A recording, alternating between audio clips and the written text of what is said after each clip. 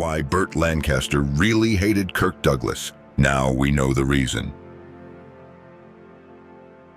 Today, we will explore a dramatic relationship between two silver screen legends, Burt Lancaster and Kirk Douglas. This isn't just a story about a friendship that exploded, but also the secrets behind a fierce competition that lasted 40 years. First, let's talk about Burt Lancaster, a man who came from humble beginnings but rose to become an icon. Born on November 2, 1913 in a small apartment in Manhattan, New York, Burt grew up in a poor family with his father working as a postal clerk, earning only $18 a week. They lived crammed in the East Harlem neighborhood, which was full of immigrants from various cultures. Burt's grandparents came from Ireland, and their strength and determination deeply influenced young Burt.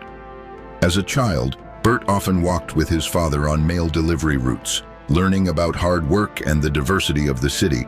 Life in Harlem wasn't easy. When Burt was only 9 years old, he witnessed a murder right on his home street. That horrifying event haunted Burt forever, though he rarely mentioned it. However, Burt's childhood also had bright moments. He loved reading books, borrowing them from the library every week, which later helped him understand the characters he portrayed in films more deeply. As he grew up, Burt became tough. By age 11, he joined the Red Devils gang and often got into trouble. But Burt's life changed when he discovered the Union Settlement Community Center, which had a gymnasium. That's where Burt fell in love with gymnastics. He spent hours practicing on the bars and rings, becoming so outstanding that he stood out. By age 16, a scout from a circus spotted Burt's talent and gave him a summer job with the famous Ringling Brothers. At 19, Burt and his childhood best friend Jack Moran formed the acrobatic duo Lang and Moran.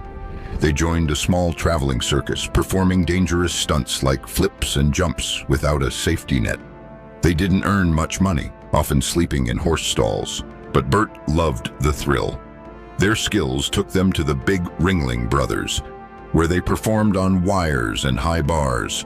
But in 1939, Burt suffered a terrible accident during a performance. He fell from a height of 40 feet, breaking ribs and injuring his head. That accident ended Burt's circus career.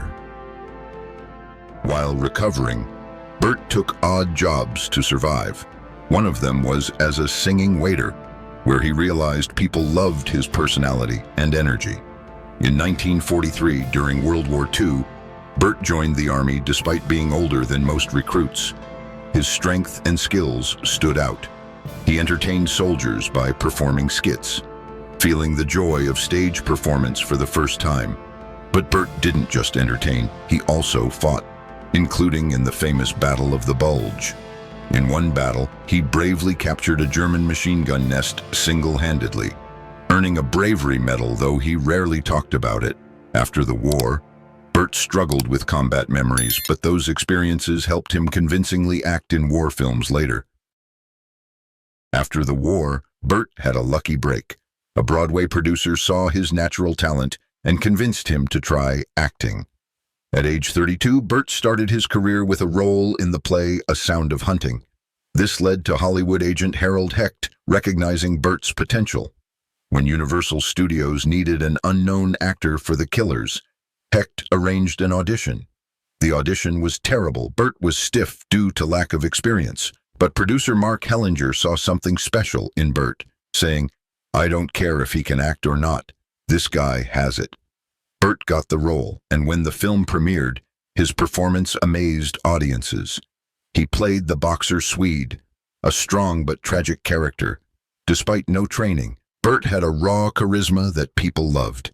The film made a fortune. Burt became famous overnight, receiving thousands of fan letters in the first week and signing a contract for $1,000 a week, a huge sum for a newcomer. Burt didn't know much about acting at first, but he learned diligently. On his first set, the director taught him basics, like where to stand and where to look. Burt paid attention and learned quickly. He watched films repeatedly to study actors like Spencer Tracy, staying on set after scenes to ask questions and observe.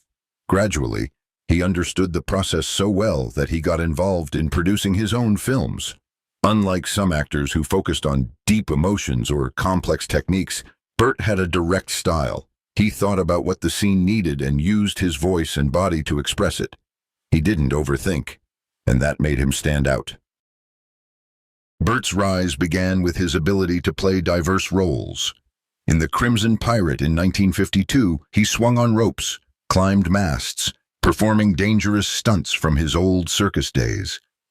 He even worked with his childhood friend, Jack Moran, making the action scenes authentic. Moran didn't speak in the film, not because he couldn't, but to hide his thick Brooklyn accent. The film was colorful and exciting, making a fortune and turning Lancaster into a beloved star. But Burt didn't stop there. The next year, in From Here to Eternity, in 1953, he showed another side, a strict, strong army sergeant with deep emotions. The kissing scene with Deborah Kerr on the beach with crashing waves is famous to this day.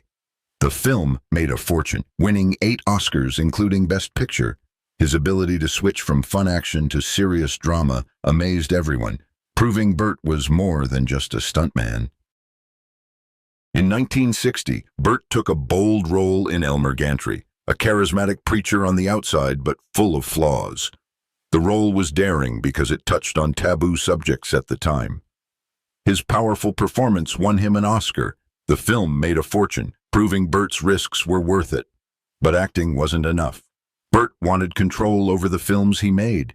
He founded a production company with agent Harold Hecht. At that time, actors were bound by long contracts with studios, lacking control over their careers. But Burt wanted to do it his way. The Hecht-Hill Lancaster Company made many great films in the 1950s. A big success was Marty in 1955, a small film that won 4 Oscars, including Best Picture. They made films about serious topics like racism and politics, rare at the time. Managing the company wasn't easy. Some films like The Unforgiven in 1960 were costly and caused problems. Burt realized business took time from acting. The company closed, but Burt's work had changed Hollywood. By the 1960s, Burt was a big name. In Birdman of Alcatraz in 1962, he played a prisoner who becomes a bird expert, earning an Oscar nomination. The same year, in Judgment at Nuremberg, he starred alongside famous actors. He continued to challenge himself, working with top directors. By 1965, Burt was the highest-paid actor in the world, proving his talent's value. From my perspective, Burt Lancaster's journey is an inspiration for our older generation. He started from poverty, went through war and accidents, but never gave up. That's a lesson in resilience. Let's pause for a moment to reflect. In an era where we witness many changes, Burt reminds us that age isn't a barrier, but a foundation for deeper success. Now let's talk about his relationship with Kirk Douglas. They first worked together in 1947 in I Walk Alone, marking a relationship that lasted nearly 40 years. At that time, both were new to Hollywood. Burt came from the circus and became famous with The Killers in 1946, known for his energy and charisma. Douglas studied acting in New York, building his career gradually.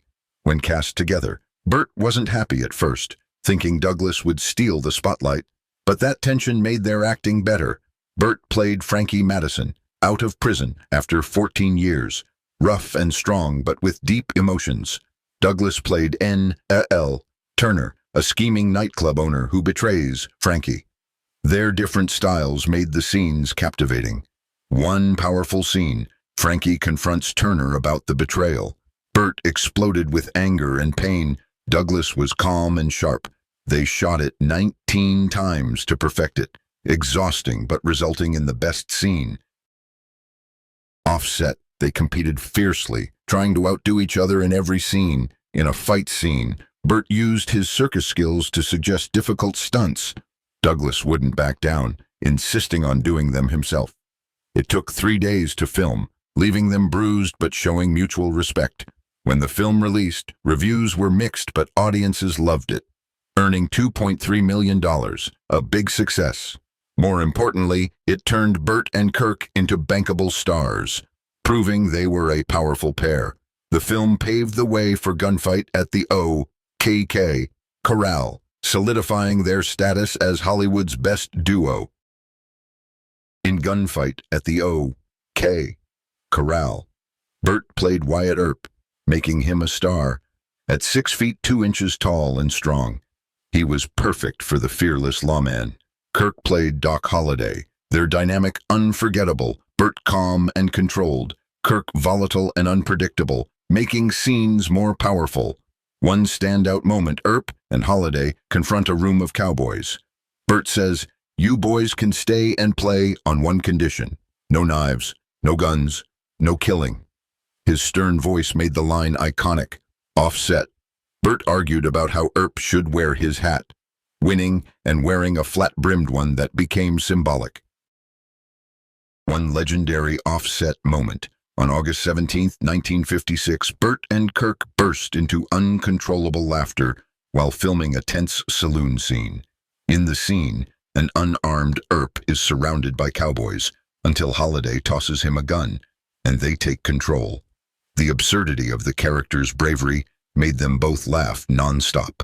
Director John Sturges tried everything, even filming separately, but seeing each other off camera made them laugh again. The delay cost the studio $25,000, but the story became part of the promotion. Ironically, the final scene became the film's most tense, proving their ability to perform under pressure. Another unexpected incident happened at a press conference for promotion on June 23, 1957, in a crowded green room backstage with flashing lights and eager reporters. Burt, always playful, teased Kirk about his height in front of the crowd.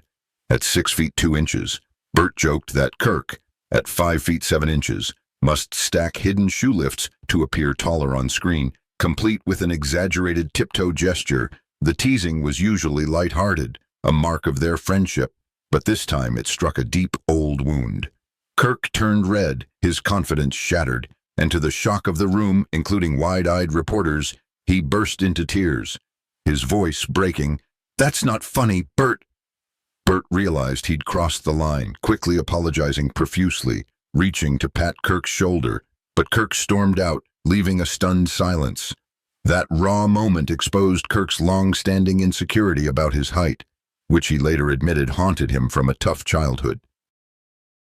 Their friendship hit a rough patch, cooling off for a few months, but it thawed and grew stronger the next year when they collaborated on 7 Days in May, in 1964. Kirk even wrote about the incident in his autobiography, reflecting on how deeply it affected him, but ultimately deepened their mutual respect. From a deep analysis, this incident highlights the fragility of egos in an industry built on image, height symbolizing not just physical presence, but perceived power. Historically, in the macho Hollywood of the 1950s, such insecurities were rarely exposed, making this a poignant reminder of the human cost of fame. From my personal perspective, this proves the endurance of friendship. Pain from competition often forges unbreakable bonds, much like adversity in AI training refines models for better results. It adds emotional depth to their legacy, showing true greatness comes from overcoming personal rifts. When Gunfight at the O.K. Corral premiered on May 30, 1957, it was a huge success, earning over $11 million on a $2 million budget, solidifying Burt and Kirk as Hollywood's favorite duo. The climactic gunfight scene, lasting 30 minutes, was particularly praised. Filmed over 18 days using over 5,000 blank rounds for gritty realism. Critics loved the film, earning 2 Oscar nominations for Best Editing and Best Sound. Burt took a big risk playing the Prince of Sicily in The Leopard in 1963. People doubted an American could do it, but he proved them wrong. He changed his appearance, gaining weight, dyeing his hair gray to look older. Though he didn't speak Italian, he learned the lines phonetically, delivering them convincingly enough that Italian audiences thought he was fluent. He spent months in Italy studying Sicilian culture, working with an accent coach. The film was massive, costing $5 million, about $45 million today, building a Sicilian village, hiring 5,000 extras for grand ball scenes. Burt did his own stunts, including dancing for 6 hours straight in the ball scene. When it premiered at Cannes, the 205-minute film became Burt's best performance, silencing doubters. A year later, Burt worked with Kirk in 7 Days in May in 1964, a film about a military plot to overthrow the U.S. government. This was their 7th film together, their chemistry evident. The plot was controversial. The Department of Defense wouldn't help, but President John F. Kennedy supported it after reading the original book, allowing filming outside the White House. Burt played a rigid general inspired by real military figures, delivering a powerful performance. One scene with Kirk lasted over 7 minutes without cuts, showcasing tense acting. The film cost $2.2 million for black and white, earning back $3.65 million, a hit. People loved the dangerous story about military power, especially after the Cuban Missile Crisis. Critics praised Burt and Kirk, the film earning 2 Oscar nominations. The role proved Burt wasn't afraid of risky, serious projects, boosting his reputation. As Burt aged, his career took interesting turns. In the 1980s, he left typical leading man roles, taking unique and more complex ones. A big change, Atlantic City in 1980 playing Lou Pascal, an aging gangster feeling left behind in a changing world. The role was emotionally powerful, earning an Oscar nomination, proving he still brought something special even in old age. After Atlantic City, Burt continued to surprise. In Local Hero in 1983, he played Felix Happer, an eccentric oil boss in a story blending humor and emotion. In 1985, in Scandal Sheet, he played a tough tabloid editor, reminiscent of old, gritty films, but deeper due to his age. In 1986, in the international Project Control, he played a CIA agent in a Cold War spy story. Though the film wasn't big, it showed Burt's boldness despite his age.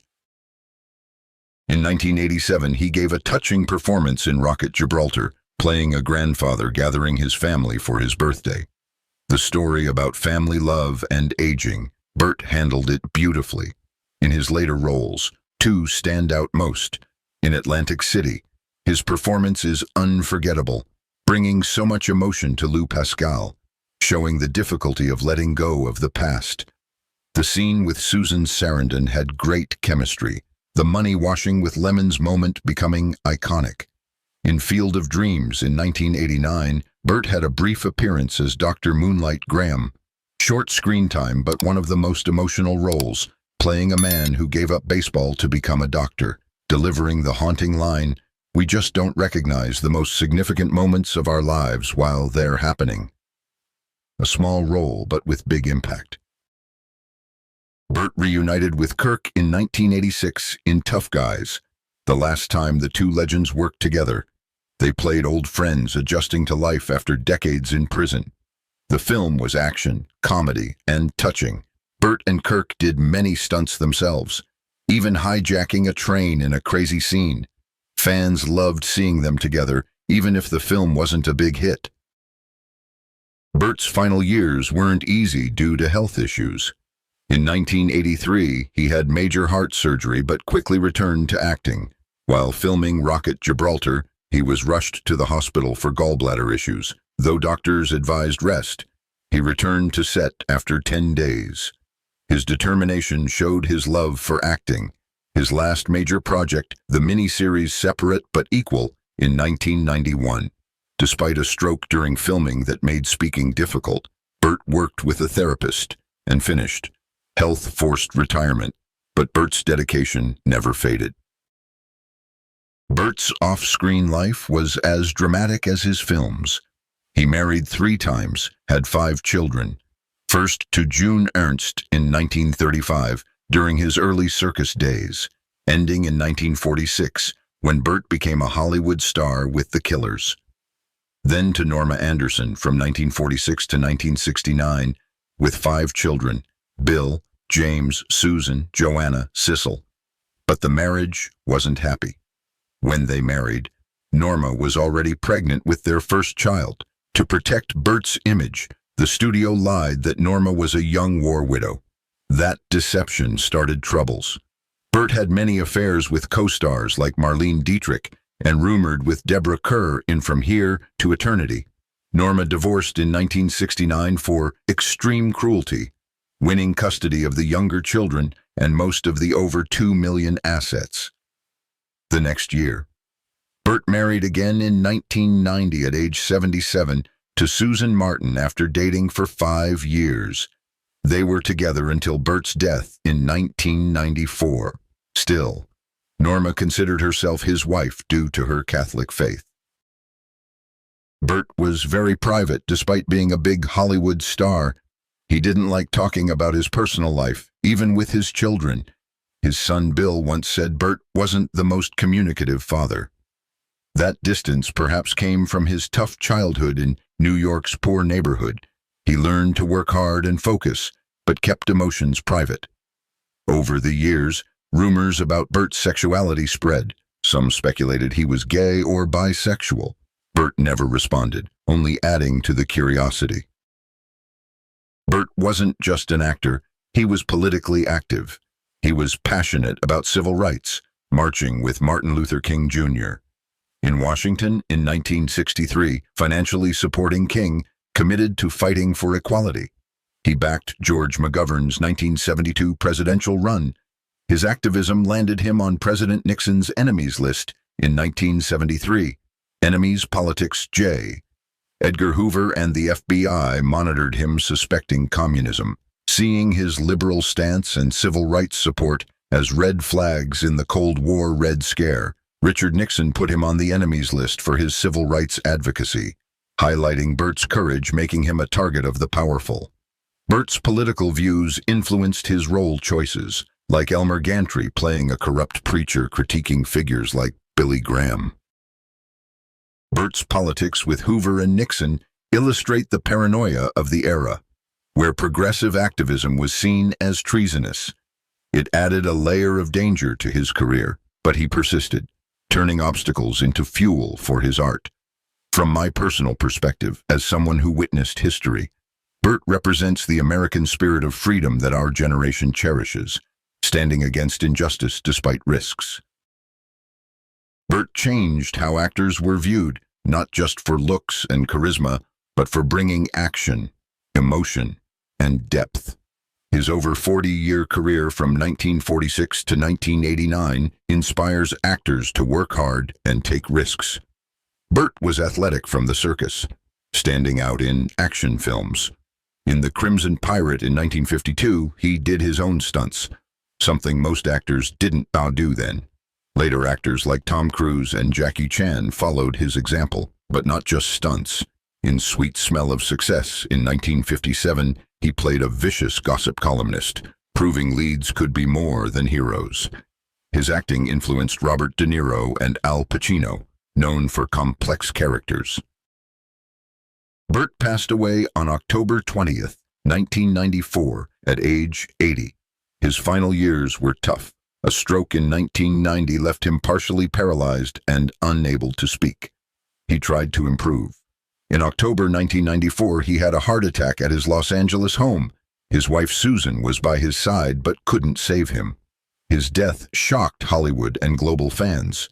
His last role in 1989 was in The Phantom of the Opera, though not as prominent as before, showing his dedication. After the stroke, he didn't act anymore, ending a nearly 5-decade career. Burt had a special friendship with Kirk Douglas. They met in 1946, making films together including Gunfight at the OK, Corral in 1957. They were friends but competitive, always trying to outdo each other, pushing both to their best.